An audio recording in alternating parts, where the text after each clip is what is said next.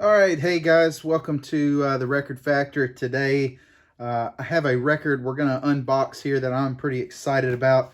Just came in the mail from New West Records.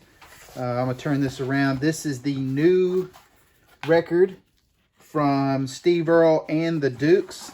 I am super excited about this record. I'm a big Steve Earle and the Dukes fan. This is their new record, Ghosts of West Virginia. So this is the version that you can order, the exclusive color version that you order straight from New West's site.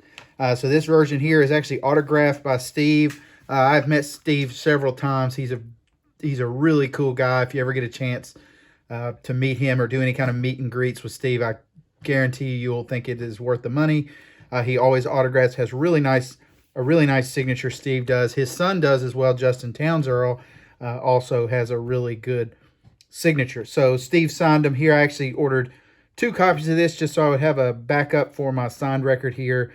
And so Steve signed both of my copies on the helmet here. So I think that's pretty neat. His album covers can tend to be a little busy. I do like the album artwork, and I think this one is especially cool. So the West Virginia coal miners, I'm sure, is subject matter here.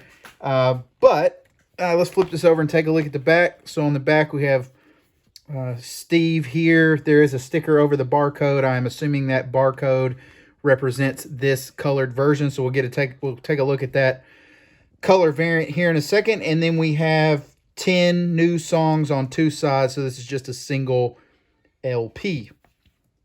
All right, so we're going to open it up and take a look. All right, I went ahead and split the record open here. I do have one more comment before we actually look at the contents. So I did get this in a Whiplash mailer. This is from New West. So any records that you guys order from companies, they really do need to be using the mailers that give the added protection on the outside, completely cover the corners. Any sellers that you guys are buying from that are still using those old school white square record mailers, I hate to say it this way, but those are trash. I can't tell you how many I end up getting that the corners are just all torn up, and especially when you're buying something as valuable as a signed record, or not necessarily this is going to be worth $1 million or anything, but I mean it's valuable to me because I'm a big fan of Steve. So thank you to New West for spending the extra 50 cents or whatever it is to buy these mailers. And so thank you for that. And these showed up in perfect condition. All right, so moving back over to the record that we've opened. So I did just slit the end here to keep this in shrink. This was one of the first times I've actually had a signed record show up in shrink, which means that Steve did sign these before they were actually filled and then shrink wrapped. So that's pretty neat. Some added protection for the signature there. And the inside of the record is actually black. So pretty nice jacket here for just the thin record jacket. I like the added touch there. That's kind of a Neil Young on the beach type feeling there. I like that. All right, so we have a lyric sheet here. One note, I was actually very surprised at this when I opened this up. So a lot of you guys, if you're Steve Earle fans, will know that his longtime bass player passed away last year. So that is a sad moment there for Steve Earle's band. But the big highlight for me when I opened this up is that Jeff Hill, who is the bass player, or was the bass player, one of the bass players along the line for Chris Robinson Brotherhood. So I'm a big Chris Robinson Brotherhood fan. Was a longtime Ryan Adams and the Cardinals fan. Any of you guys who are Sun Volt fans will know that Chris Masterson was also in Sun Volt. So again, like I said, I'm a big Steve Earle fan.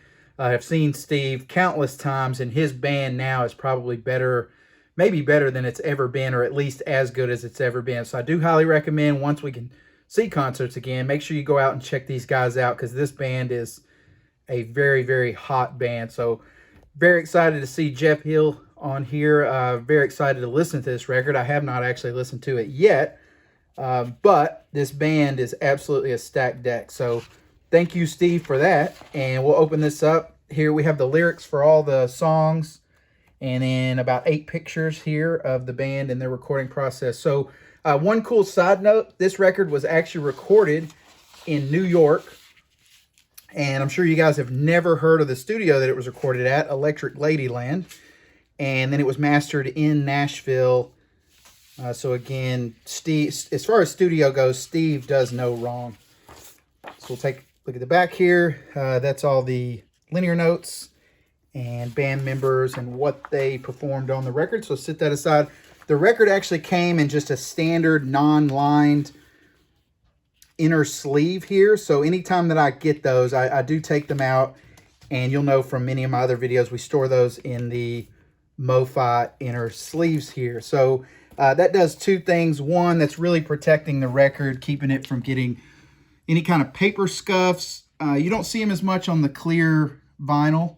And I will pull that out. We'll take a look at the color. You don't see that as much on the clear vinyl just because you're not getting that sheen, or you're not seeing the sheen that you would on a black copy or a darker color. But I always want, I mean, these are investments, and we always want to be able to get our money back out of them when we are done with the records, and just being a good steward of records. So I've stored this in the MoFi original master sleeve. And now let's pull this out and get a look at the color itself. So it is clear with just a hint of black, just that kind of smoke trail is what it looks like. It's pretty cool. It says Ghost of West Virginia on the other side there. And side A, side B. And this actually says this is in mono. I actually just noticed that. So I have to do a little research on that. I'm assuming that means that this record is in mono, which is pretty neat. Another item that I did not know about this record. All right, guys, so I appreciate you tuning in and checking out Steve Earle's new record, Ghosts of West Virginia. So definitely check this record out. Check out his last 2 or 3 records. His output has been very solid over the last 10, 15 years.